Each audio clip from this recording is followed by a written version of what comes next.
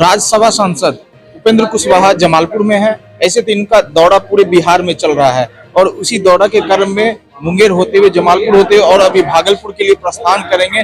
यहाँ पर अति पिछड़ा समाज को जगाने का काम किए। इन्होंने अपने भाषण से अति पिछड़ा समाज को गोलबंद किए हैं और अति पिछड़ा समाज को भरोसा दिए हैं कि चाहे नौकरी में हो, जो सरकारी सिस्टम में जो भी आरक्षण है वो देने का काम सरकार किया है, लेकिन उसको जमीनी स्तर पर लागू करने में जो विसंगतियां हैं उसको दूर करने का इन्होंने जो है जनता जनप्रतिनिधि के समक्ष वादा किया है और भरोसा किया है कि जल्द ही इस मामले को हम उठाने का काम करेंगे और अति पिछड़ा की आवाज को बनने का काम। अगला विधानसभा चुनाव में फिर एनडीए की सरकार बनेगी, मजबूती से सरकार बनेगी। हमने जैसा कि कहा कि हम तो पूरे बिहार की यात्रा करते हुए यहाँ पहुंचे हैं, हर जिला में गए 2-2.5 महीना के अंदर, और सब जगह लोगों के उत्साह को देखने के बाद मेरा भरोसा तो पक्का हो गया है कि फिर से एक बार एनडीए की सरकार बिहार में निश्चित रूप से बनेगी। सवाल उठाना तो अब लोगों का काम है, विपक्ष के लोग तो यही काम कर रहे हैं। विपक्ष के लोगों को हम हमेशा सलाह देते हैं कि भाई सरकार कोई काम कर रही है, अगर आपको लगता है कि वह काम आलोचना के योग्य है तो जरूर उसकी आलोचना कीजिए, लेकिन अच्छा काम भी कोई सरकार कर रही है और हम विपक्ष में हैं इसलिए हम उसके खिलाफ में रहें, यह ठीक नहीं। माननीय मुख्यमंत्री जी ग्राउंड जीरो पर जा रहे हैं अपनी यात्रा के माध्यम से। कौन मुख्यमंत्री है कि इस ठंडा के समय में नीचे जाकर के गांव के लोगों से बात करने वाला है? मुख्यमंत्री जी अच्छा काम कर रहे हैं, लेकिन फिर भी विपक्ष के लोग हैं आलोचना कर रहे हैं तो उनकी मर्जी। हाँ, निश्चित रूप से देखिए, हिंदुस्तान में सोशल डाइवर्सिटी जरूरी है। सामाजिक विभिन्नता का रिफ्लेक्शन सब जगह दिखना चाहिए, तभी समाज मजबूत होगा, हिंदुस्तान मजबूत होगा, राज्य मजबूत होगा। और आउटसोर्सिंग में कहीं सोशल डाइवर्सिटी नाम की कोई चीज होती ही नहीं है। इसलिए हमने कहा कि भारत सरकार या राज्य की सरकार की नौकरियों में सामाजिक विभिन्नता बनी रहे, इस बात का जो इंतजाम है, आउटसोर्सिंग में भी इस बात का इंतजाम होना चाहिए। की आवाज हमने नहीं दिया जाएगा ना?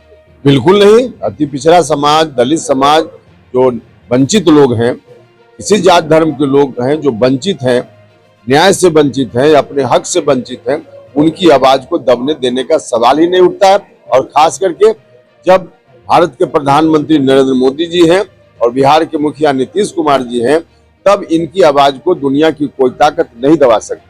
25 में 100% एनडीए की सरकार फिर से बनेगी और हम आग्रह भी लोगों से कर रहे हैं सब लोग फिर एक बार एनडीए की सरकार बिहार में निश्चित रूप से बनाएं। अगर किसी कारण से एनडीए की सरकार बनने में चूक हो गई तो फिर से वही दिन आ जाएगा जो 2005 के पहले था, जो बहुत ही दुर्भाग्यपूर्ण होगा। देखिए, माननीय उपेंद्र कुशवाहा जी ने आज ही नहीं, हमेशा रोड हो या तो सदन हो, हमेशा सबों की लड़ाई लड़ते हैं और लड़ते रहेंगे। देखिए, बिल्कुल ही उपेंद्र कुशवाहा जैसी पिछड़ा दलित शोषित वंचित की आवाज है। अपने राजनीतिक जीवन में इन्होंने इनके हक अधिकार के लिए सड़क से लेकर सदन तक लड़ा है। हम लोग उनके साथ हैं और जब तक वो राजनीति में सक्रिय रहेंगे उनके इन मुद्दों पर हम लोग साथ चलेंगे। चेतना मंच के द्वारा भारत सरकार के पूर्व केंद्रीय राज्य मंत्री और राज्यसभा सांसद उपेंद्र कुशवाहा जी का अति पिछड़ा दलित, महादलित, शोषित, वंचित के उत्थान हेतु एक विचार गोष्ठी था, इसी में उसको हम आमंत्रित किए थे। स्थानीय समस्या, हाँ, आज हमने अति पिछड़ा दलित और जमालपुर कारखाना, जो हमारा ऐतिहासिक कारखाना है, उसके संदर्भ में उसको हमने अवगत कराया। हमारी जो डिमांड था, हमने उसको डिमांड दिया कि जमालपुर कारखाना, जमालपुर शहर का व्यवसाय जमालपुर कारखाने पे टिका है। इन्हीं मांगों के साथ कि जमालपुर कारखाना को पुनः जीवित किया जाए, आउटसोर्सिंग में जो है आरक्षण व्यवस्था लाया जाए। क्या लगता है कि अति पिछड़ा की आवाज फिर से बनेंगे? देखिए, हमारा मानना है कि लालू यादव और नीतीश कुमार के बाद कोई अति पिछड़ा दलित की आवाज अगर कोई उठाता है तो उसका नाम है आदरणीय श्री उपेंद्र कुशवाहा। देखिए, किसी के दिमाग, आज तेजस्वी यादव जो है, तेजस्वी यादव बोलते हैं उपेंद्र कुशवाहा जी का बात, दवाई, पढ़ाई, कमाई, कार्रवाई, ये सब बात उपेंद्र कुशवाहा जी कहा करते थे, पता करने की बात।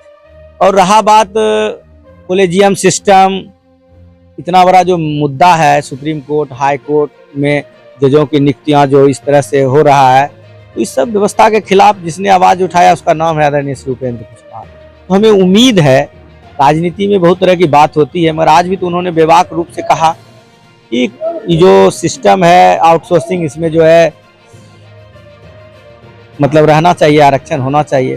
उसको जितना ताकत है वो लड़ रहे हैं। हम लोग को भी अपने अधिकार के लिए लगातार लड़ना पड़ रहा है। इसलिए रेणु चेत्रा के बैनर तले राज्यसभा सांसद का यहाँ स्वागत हुआ और स्थानीय मुद्दा को गर्मजोशी से नेता मुनीलाल मंडल ने उठाया, अपनी टीम के साथ उठाया और अभी जो उनका कार्यक्रम भागलपुर में, भागलपुर के लिए प्रस्थान की, लेकिन जो एक उम्मीद, एक आस जगाकर उन्होंने गया है कि अति पिछड़ा की आवाज को बनेंगे और जो है रेल इंजन कारखाना की बात हो में जो आउटसोर्सिंग हो उस व्यवस्था को दुरुस्त करेंगे।